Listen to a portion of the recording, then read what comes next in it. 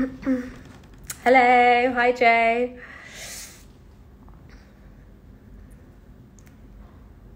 Hello.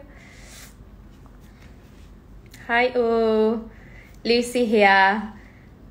Just waiting a few moments. Hi Anna. Just waiting for Sasha to join. 1 second. Hello.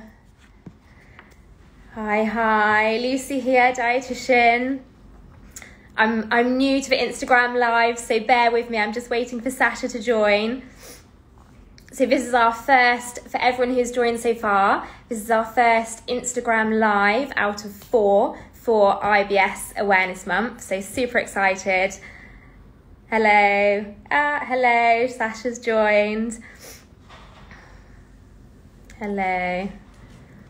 Okay, so I'm just going to let Sasha in now.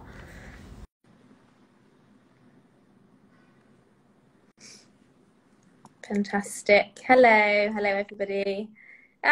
Sasha. Hi Sasha, how are you? Good, Lucy, how are you? Yes, good, thank you. I'm just at our gut health clinic at One Welbeck, so just in between patients, nice lunchtime live. Yeah, I'm really looking forward to this. I think it's a great Instalive to be starting, kicking off for IBS Awareness Month.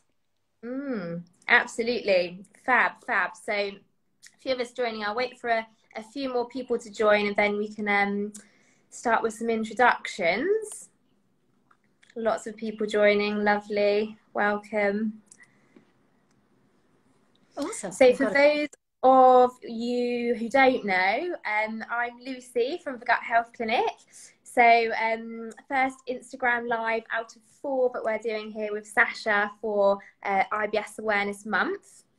So hopefully all of you know, but just for a bit of a background in case you don't, the Gut Health Clinic, so the page hosting this live, is a collection, a group of specialist gut health dietitians who all work in slightly different areas of gut health. And so we have a clinic which is both face-to-face at One Welbeck, which is Bond Street, and also remote via Zoom. So I think it's a team of almost 10 of us now, which is great. So we're ever growing. So I'm Lucy from the clinic. So now we've got a few people joined. I'll give a bit of a kick off. So I'm one of the gut health dietitians here at the Gut Health Clinic. And some of my specialist areas include functional gut conditions, which includes IBS, which is why I'm kicking off for this month. I also work with people with other chronic gut conditions. So for example, inflammatory bowel disease, celiac disease. So those are kind of my main 3 areas. And then there's a few slightly rarer conditions as well that I work with. And we also have joining us today lovely Sasha, who is also a gut health dietitian. I will let her give a little bit of an intro to herself.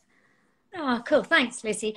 Yeah, by profession, I have a special interest in IBS and have worked with IBS and various other gut health related conditions. I also have specialist training in food allergies.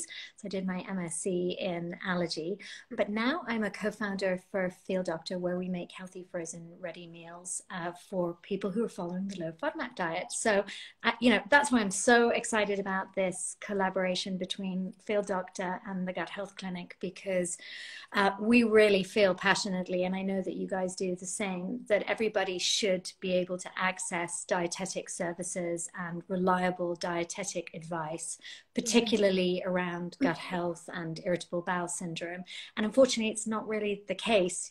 We did a survey last year with IBS Network and found that 50% of people had never seen a dietitian, even though they had IBS, and loads of them didn't know how to access a dietitian. So really excited about these live events because they're free and lots of reliable information that you guys are going to be sharing. So yeah, really looking forward to it. And obviously I'm, as a co-founder now at Field Doctor, I'm not working as a clinical dietitian. You are a clinical dietitian with all the expertise. So how about I fire the questions over to you and we get all your expertise shared with everyone, because I think that's how everybody will probably benefit the most, if you're good with that. Yeah, that sounds really good. Yeah, absolutely. Awesome. Well, we've had loads of questions that have come in. And the first one, obviously, most important one to probably kickstart is, what is IBS? Can you sort of unpack that one a little bit? Absolutely, yeah. So there's kind of a whole, IBS is a bit of a umbrella term, so it covers kind of a range of different functional conditions. But if we're looking, I guess, to begin with at the official definition or diagnosis at the moment, it's someone who's having abdominal pain at least once per week, which is also associated with bowel habits. So by that I mean it could be you have some pain, and after you've opened your bowels, that pain's relieved. In other people, it might be that that pain is just linked with the bowel movements, or it could be that actually you've had a change in bowels associated with that pain at the onset. So, for example, a change in frequency, a change in consistency. So the two primary kind of diagnostic bits, I guess, are the abdo pain and the bowel habits. But then as well as that, we see a whole range of other symptoms which is kind of associated with IBS. But one of the clear defining factors also that's key to mention is that unlike other gut conditions like IBD, which sounds very similar, or celiac disease, we know in IBS there's no damage to the gut, which is really important. And so this is where diagnosis of your gut condition is so important, because there's lots of things we can do to manage all of these gut conditions, but we want to make sure there's no damage to the gut, which is the case in IBS. And Lucy, that's why it's called a functional gut disorder. It's, I guess, a disorder of the functioning of the gut, but not of the appearance or the anatomy of your intestinal tract. Absolutely, absolutely. And within the different, within IBS, we have different subsets as well. So there's kind of four main classes. And again, this is looking more at bowels specifically. So we have IBS, but we also have IBS-C, which is constipation predominant, IBS-D, which is diarrhea predominant or loose stool predominant. And then we have IBS-M, which is mixed stools, and also IBS-U, which is unclassified. And is there, in clinic, are there frequent causes that people relate to as to why they got IBS in the first place? You know, is there a specific cause for it? Is it a range of different causes? Absolutely, yeah, really good question. So, and it's something we get asked so much in clinic. So there tends to be kind of a whole host of reasons, and it's really interesting when you discuss with clients as well, you know, when their symptoms started, if there's anything they linked in at the same time. So often people can pinpoint something. So it might be that they've had a bout of illness, and this kind of began their symptoms. It could be that they've had multiple courses of antibiotics, which then they began developing symptoms on from that. Or it could be that they've always had some slight symptoms which have just got kind of worse over time. So in terms of, I guess, diagnosing, it's a little bit tricky, and it's always worth kind of really looking back to when your symptoms started, anything that changed at the same time. It could even be a big, you know, stressful life event like moving house, say, or, you know, a relationship breakdown.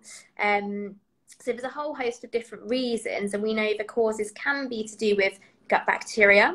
So it could be that there's a bit of dysbiosis, which basically means a change in types of bacteria in your gut. So having less good bacteria and a change, basically, which could be from antibiotics, as I mentioned. It could be from, you know, going through an illness or traveller's diarrhea. It can also be linked in with things like the stress side. So we know that actually, if you're someone who has IBS, or if you're someone who is stressed, it changes a lot of your hormones, which can then increase your nerve sensitivity. So actually any foods you're eating and drinking, you're a bit more sensitive to. And equally, if you're having the gut symptoms which might not be linked to stress, it does increase things like some of your stress hormones. So it's a bit of a vicious cycle. So a long answer to your question, but multifactorial. No, and a really comprehensive answer. I think it is so complex. I think everybody wants simple answers, and unfortunately it's not like that, and everybody's different, and you know, there might be different factors working for different people. But I think people don't often understand this amazing connection between the brain and the gut, and that stress, and you know, life events can have such a huge impact in instigating IBS symptoms. I think people often associate diet as one of the key triggers, but forget about everything else, which I think is really interesting. Yeah. What about, oh, sorry. Okay, disagreeing with you. I was just going to ask in terms of hereditary cause, you know, if your parent has IBS or you have IBS, you know, is it likely that your child might get IBS? Is there a genetic link? So really interesting question, and we know there are some genetic links. So I think we've known in a while in clinic through speaking to people, but actually often if you're someone with gut symptoms, there might be someone else in your family who has gut symptoms. But there's also some really interesting research which is linking, first of all, certain genes potentially with IBS, but also similarities in the genes that are more likely to, or that are linked to things like anxiety, are also similar in the genes to IBS, which is another kind of strong link between that gut-brain axis work. And I mean, as well as that, we know that actually you share gut bacteria with people that you're living with. So if you're living with a family member who's got a gut health problem or symptoms, then, you know, you're sharing those bacteria, which could have changed. The reason behind their gut symptoms could be a change in bacteria.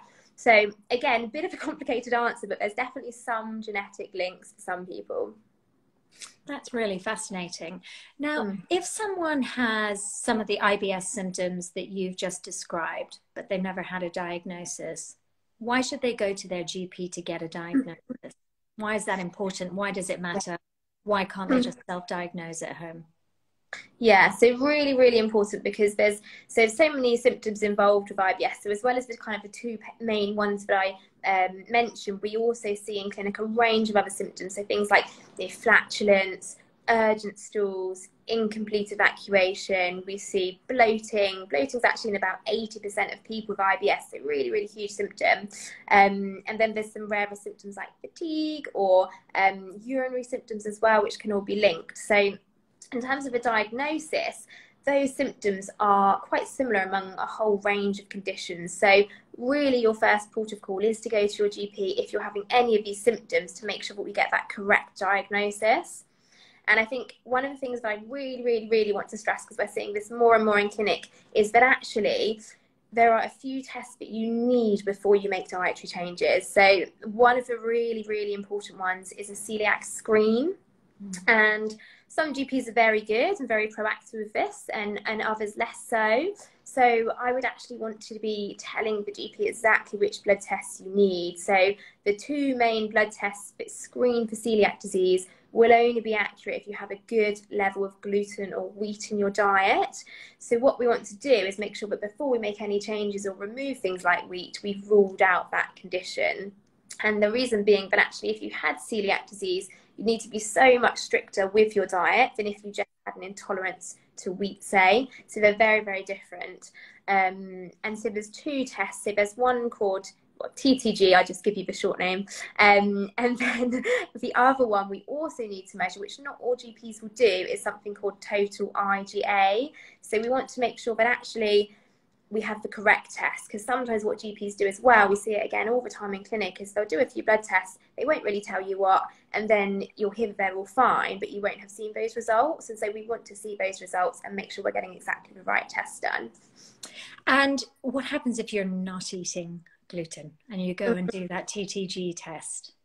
Yeah, so we're likely to get a false negative if you're not eating gluten and you get that test, because actually we know that test is really, really quite a good marker for diagnosis for celiac disease. So on its own, it won't diagnose, but it will give us a really good indication, because what we see or what we're measuring is an antibody or something which is produced in the body, potentially in response to gluten. So we know if you have celiac disease, you're having lots of gluten in your diet, you produce this antibody that we measure in the test. If you've stopped eating gluten for a while, then there might still be a little bit of damage in your gut, because actually you can have damage from very, very small amounts, but it might not be that we can see this in your blood anymore. So you might be kind of masking a more complex or another condition by making these dietary changes. Yeah, that makes sense. And as you touched on, you know, you really want to know if you have got celiac disease, because the treatment for that is very different, or the dietary treatment for that is very different to IBS. IBS it may not be that wheat is your trigger at all. And for celiac disease, you know, things like onions and beans may not be the issue. And, you know, why have to cut out any of those things if you don't need to, and it's only wheat. Okay, so what can you do if you're going to go to the GP? You know, I know GP appointments are super short and time constrained, and there's quite a lot to sort of cover in those. Any sort of top tips on what people can do to prepare for their GP appointment, you know, maybe questions that they should be asking their GP in the appointment, or things to think about before they get to the GP? Yeah, absolutely. So I think it's really important that you have a good kind of idea, I guess, in your head in terms of what your symptoms are and maybe when they arose. So it might be worth kind of making some notes of your main symptoms and any links as well. Just, you know, how you're feeling, any family history of gut conditions, because as you said, Sasha, you know, you have like 10 minutes in a GP appointment, super quick. So we want to give them as much detail as we can in terms of the important bits as possible. So any symptoms that you've been having, how long you've been having them for, how it's maybe affecting your life, all these kinds of things we just want to really think about before you get to that appointment. Super, that really helps. And what, I guess we spoke about what tests the GP might recommend. What tests should people not do? Leading question. Yeah, really good leading question. So one of the biggest things we know with IBS is we're ruling out other conditions. There's no test for IBS, and as there's no test for IBS, there's not a test for intolerances as well. So often, and again, we see this all the time in clinic, people will have all these different intolerance tests and go through kind of a whole range of foods that they suggested they can't tolerate, whereas we actually know there's no accurate test to diagnose intolerances. We need to do it through testing methodically in the diet. And actually, if you're testing in the diet, you want to make sure you're not excluding whole food groups on your own, or you're not replacing missing nutrients. So really important, if you're getting into some bigger exclusions, that actually you have someone who's trained to guide you with that, like a dietitian. And definitely these intolerance tests, you know, you might end up changing lots of things in your diet, and then your symptoms become better because you've completely changed your diet. But we want to make sure that actually we are following an approach which is evidence-based, nutritionally complete. So yeah, the intolerance tests, absolutely don't waste your money. I couldn't agree more wholeheartedly with this, with my experience within allergy. And the risk is these tests all look really credible. You know, to give you the heads up on it, it's Vega testing, hair testing, IgG tests, York tests, sometimes some of the names that people kind of come across. And if they're asking you to exclude lots of things from your diet, or they're home delivered tests, you know, these should be alarm bells not to do these tests. The only viable recognized allergy tests that we would recommend are IgE tests and skin prick tests. And these should be done alongside an allergologist or an allergy trained dietitian, so they can direct you as to which are the right tests, because even those sometimes can get wrong, and we don't want people to unnecessarily exclude food from their diets that they actually should be eating. And we know that if you exclude foods from your diet and don't eat them for a long time, there's an even greater risk of developing an intolerance to them at a later stage. So you want to keep your tolerance levels to these foods as possible. And you've mentioned the nutritional deficiency risks as well. So, and also, I don't know about you, in my previous clinics, the risk is that people arrive and they're eating such a limited amount of foods in their diet. So there's huge nutritional risk, but they've also lost all their love for food and pleasure. They've, you know, it's come down to a simple bit of chicken and a bit of boiled rice and maybe a bit of broccoli, and that's what they're eating over and over again. And,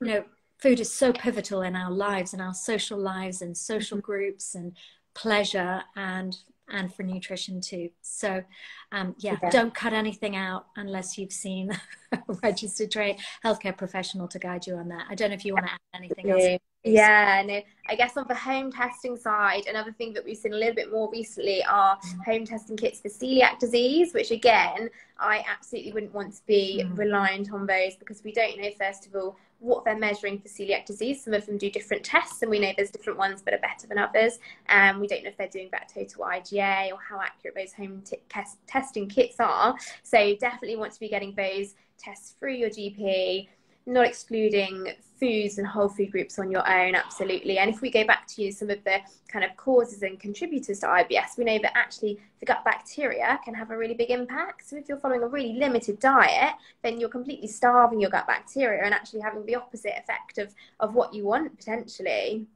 Yeah, definitely. Okay, so you've been to your GP, they've ruled out all the other conditions, done various tests, and given you the diagnosis of IBS. What then? Yeah.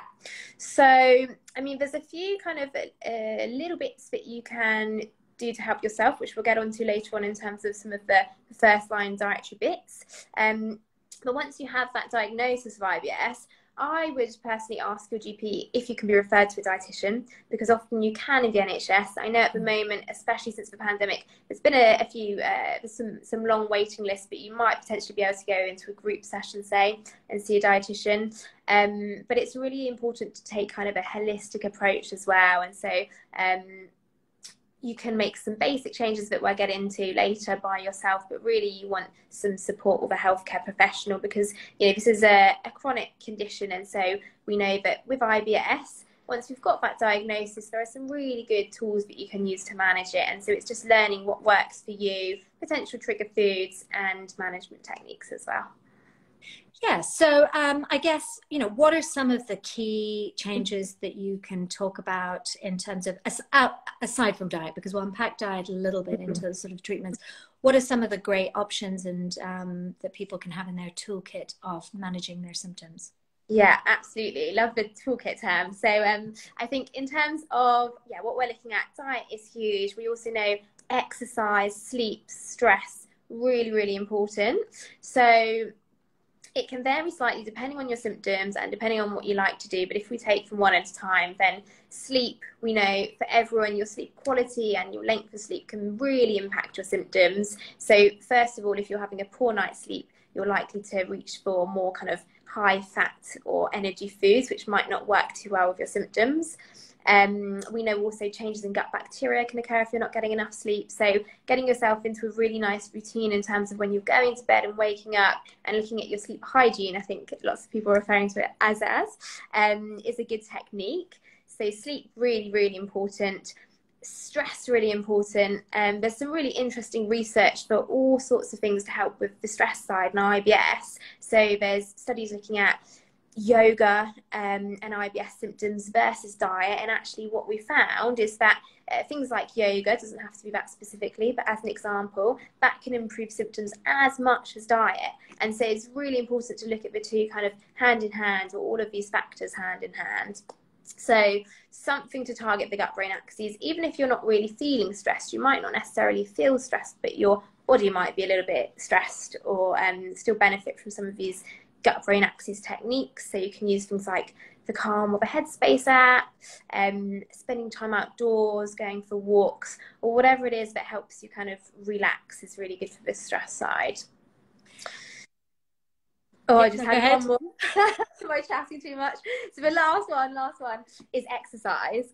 So this depends on your symptoms. So definitely with IBS-C, so constipation predominant, getting moving can be so helpful, especially gentle movement. So, walking, maybe a light cycle, different yoga, again, like stretches, things like that can be really helpful to get those gut muscles moving.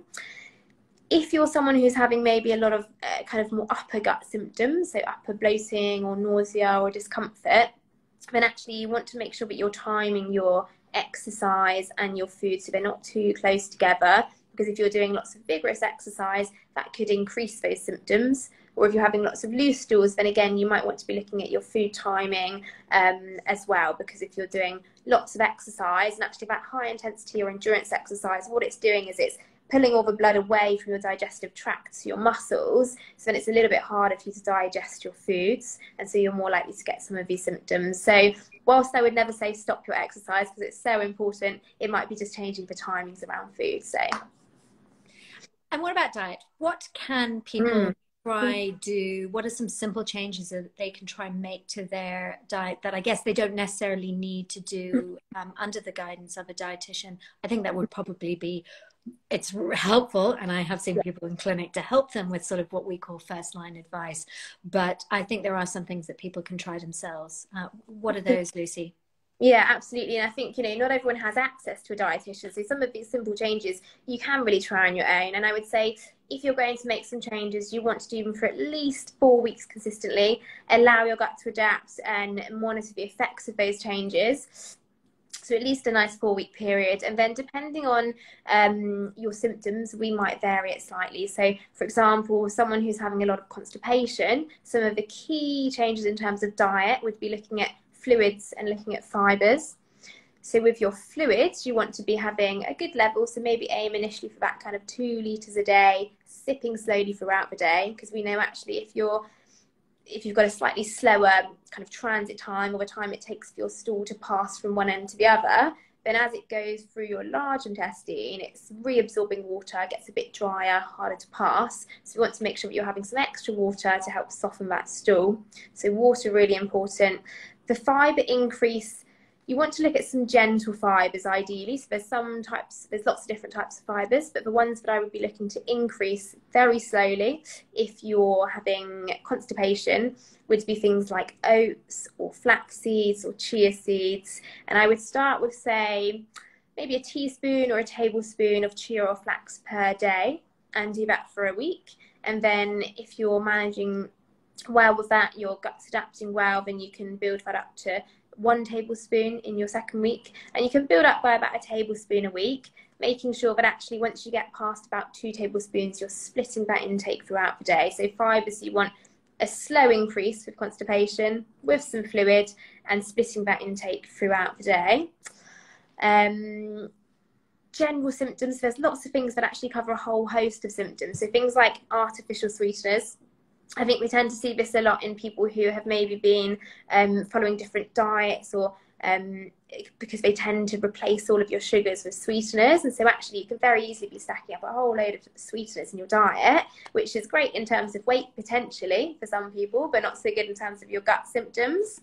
So particularly difficult ones to look out for are any ending in OL. So for example, sorbitol, mannitol, xylitol, those ones you want to really watch out for, but also your total level of sweeteners. So things like squash, chewing gums, lower sugar products, they all tend to have a few artificial sweeteners, which are not so good. I mean, there's lots of different things as well, so I'll keep going. So I think I always like to look at where you're getting your symptoms as well. So if you're having things like upper bloating, for example, then that's suggesting it's maybe something happening in the stomach as opposed to lower bloating, which might be linked with the large intestine. So if you're getting upper bloating, then it might be that the speed of your food, as well as the size of your meals, and things like fizzy drinks can have a really big impact. So this is one of those things that we sometimes say in clinic, and it sounds so simple, but it's so important, is that actually if you just chew your food really, really well, then you're releasing enzymes in your mouth to help you break down your food first of all, but then there's less work for your stomach to do. So it's easier to digest and it should move through a little bit more quickly. So chewing your food really, really well, mindful eating. I usually recommend about 10 chews per mouthful, trying to stay away from distractions, maybe not eating in front of a telly, sitting down, coming away from your desk to have your meals. All of these little things can have a really, really big impact. Yeah, and it's amazing how quickly people do eat their food and not take that time. Yeah, absolutely. So those kind of eating habits, I guess, are really important, and things like your meal size, consistency. So one of the really important things as well, I always say with gut symptoms, is consistency is really, really key. So you want to be having your small, regular kind of meal patterns potentially. Often people find bigger meals more difficult to tolerate because, again, you've just got more in your stomach, so it's going to sit in there for longer, take a bit longer to digest. And then, looking at the extra bits like the fibres. Another thing for lots of people is fruit. So if you're having a really high concentration of fruits, then that can increase symptoms in some people. So for example, if you're having lots of fruit juice or dried fruits or smoothies, that can be a real trigger. So what you can do in that case is look at reducing to maybe 3 fresh portions of fruit and splitting those throughout the day, so you're not having that big build up of fruit sugars in one sitting. And you mentioned portion size and eating consistently through the day. What impact does that have on someone who's trying to do intermittent fasting or time restricted eating, which for everyone who hasn't heard of them are, you know, 2 sort of dietary patterns where you're just eating less in the case of intermittent fasting on you know, a couple of days in the week, and the other one, time restricted eating, is you try to eat all your food in a much shorter window, which I guess means you're not eating breakfast in many cases, but probably eating a bigger lunch. Yeah, potentially. So depending on the person, this can have a bit of an effect on symptoms, and it depends on the type of intermittent fasting you're doing. So for example, if you're sticking to, say, an 8-hour window, so maybe you're delaying the start of your food until midday and then you stop eating at 8 p.m. I think that can be manageable with gut symptoms, as long as you're not starving before you start eating and then you have a really big meal and you're eating it really quickly. But if you're managing and you can still have 2 or 3 medium-sized meals in that 8-hour window, fine. I become a bit more worried if it's something like a 4-hour window, which some people do, or if it's having just a very, very, very small amount of food in one day and then having maybe 5 days where you're a bit more lax. Again, it's really variable person to person, but it can lead you to then overeat the next in those days where you can have more food. So for most people with gut symptoms, consistent kind of small to moderate meal sizes regularly throughout the day is a really, really good way to go. And can I ask about fluoride? There was a question that popped up, and I don't know if you saw it, about whether fluoride has a potential impact on IBS symptoms. So fluoride, as far as I'm aware, shouldn't really impact your gut symptoms. And so we definitely need it in terms of things like your teeth. And it's been, you know, vigorously researched. And actually the level that you get in things like tap water or toothpaste is so low that actually that shouldn't be having an impact. And potentially using products or things like waters which don't have that, you know, the fluoride's there for a reason to kind of to clean things. So actually I think the impact it has on your gut, there's not research behind it, but it's been shown to be safe. And actually what we can look at in terms of gut and symptoms is looking at foods that you can add in to benefit your gut. So I'm not worried about fluoride. It's the shorter answer again, waffling away. Thanks, Lucy. And then I just want to square back onto that one question about wheat. And for people who cut out gluten, cut out wheat, so they can't do the celiac disease test, but, you know, I guess in the past they suspect that wheat was one of their key triggers. How do you manage that? Do people follow the treatment pathway for IBS and you try lots of other things whilst they're still staying off wheat, or do you encourage them to bring wheat back in to do the test so that you really know? How do you manage that? Because I think for a lot of people I know who've taken wheat out, it's quite a scary thing to start to reintroduce wheat, and I think you've got to eat it for 4 to 6 weeks in order to get you know, a proper positive test result or an accurate test result. So I guess that must be quite a difficult one to manage in clinic. Yeah, absolutely. And we see it more and more now. I think that people have already cut out wheat and maybe not had a celiac screen. And so actually then if they're super nervous about bringing it back in, or they know it's a trigger for them, it's really important for us to distinguish whether this is an intolerance or whether it's celiac disease. Because actually if it's celiac disease, we do need to be so strict on the diet. So, I mean, the usual protocol is to be bringing gluten in a good level, which is about the equivalent of 4 slices of bread per day. So a lot of gluten for about 4 to 6 weeks before the test. However, in practice, it's really hard for most people to do. So there's a few different options. Sometimes there is a genetic screen for celiac disease. So it's often not offered on the NHS. And I sometimes recommend this with clients depending on their personal circumstance, because it won't diagnose celiac disease, but we know that there's about 1/3 of people in the UK who have the genes for celiac disease, and in some people they're expressed and in some people they're not, which means that 2/3 of people don't have this gene. So actually, if you have the genetic screen for celiac disease, then, and it's negative, we can say actually there's no potential for you to develop celiac disease, so you can continue to just restrict wheat. That's one option. Another option would be to try to manage symptoms first, and then once their symptoms are a bit more manageable, look at bringing in some gluten for that celiac screen. So yeah, there's a couple different routes there that we can take, but ideally, I mean, there's some new research, and I know we kind of mentioned it between us the other day as well, that actually potentially in some cases we can see some damage to the gut with 2 weeks of gluten at a slightly different level, but actually that would need to be really guided by the gastroenterologist. So it's kind of a small subset of people. So for most people, I would say the ideal would be that we'd have it done first of all, the celiac screen, but obviously that's not always the case. So there's different ways around it, but it's definitely important to rule celiac disease out. Ah, thanks. That really answered that question very well. Thank you so much. What about, if people want to go and get some more information about IBS, where can they go for reliable sources of information? Because we know not everything on the internet is reliable.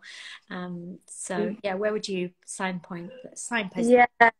Yeah. So completely, there's so many blog posts and different bits of information, and there's lots of really good information, also lots of not so good information. So my top would be the Gut Health Clinic website. So we've got loads of blog posts, we've got loads of posts on my Instagram that can be really helpful, evidence-based information from gut health dietitians. But there's also some other great resources. So Megan Rossi, the Gut Health Doctor's website as well, of course, but also things like the BDA, which stands for the British Dietetic Association. So they've got a whole range of different food fact sheets for different conditions. There's one for IBS, and it covers all the different first line advice that actually you can try on your own if you want to. So that's a really good resource. There's also a lovely charity called Guts UK who's got information on a whole range of different gut conditions too. So that's off the top of my head. I don't know if you've got any extra to add, Sasha. Yeah. No, sounds good. We have got a resource hub over on Feel Doctor where we've actually got a lot of these links to Guts UK, IBS Network, the BDA fact sheet, and 1 or 2 relevant NHS pages. Also a couple of good webinars run by some NHS dietitians if people want access to that. But we've also launched this week just a little resource which kind of is a little visual image of the IBS journey, and so to help people see where they are in that journey and what they can do on that journey or at that stage of the journey to help their symptoms. Because I think when you have IBS, there's so much you feel you can't do anymore. I can't eat this, I can't do this. And, I felt really this month it was really important to focus on the positive things of what you can do. And there is so much that you can do, as you have just mentioned, on answering all these questions on this Insta Live. I think it's about empowering everyone with the right information so that they can go away and make the right changes and get themselves on the right journey. Absolutely. Yeah, no, I love that. And I think there's actually, to add to that even more, there's some really great research which shows that actually your attitude to your symptoms and how you respond to them can really affect your progress of IBS as well. So looking at the things that we can do and can add in is a really nice way to tie in well with that side of the gut-brain axis too. Awesome. And you've written a blog post, I guess, covering a lot of the information that we've spoken about today. So perhaps maybe that's something you can add into the comments when you guys archive this chat. Absolutely, yeah. So for anyone who would like a little bit more information, I've written a blog post over on the Gut Health Clinic website, and it's all about IBS, the importance of diagnosis, and a little bit in terms of the first line dietary techniques too. We also have at the banner at the top of our website, we've got the calendar of events, so loads of really exciting events going on for IBS Awareness Month. And we also do have a new package for clients of IBS. So you get kind of free sessions with a specialist dietitian who can go through your symptoms in a bit more detail with you too. That's brilliant. Thanks, Lucy. I have so enjoyed this chat. Thanks for all this amazing information. I don't know how you keep it stored on, but it was really wonderful. Thank you. No, thank you. Yeah, it's been really lovely. First Instagram live. So yeah, really exciting. And I'm looking forward to the rest of the events with you this month. Yeah, me too. Awesome. Thanks, everyone. Really enjoyed this chat. Cheers. You too. Bye. Bye.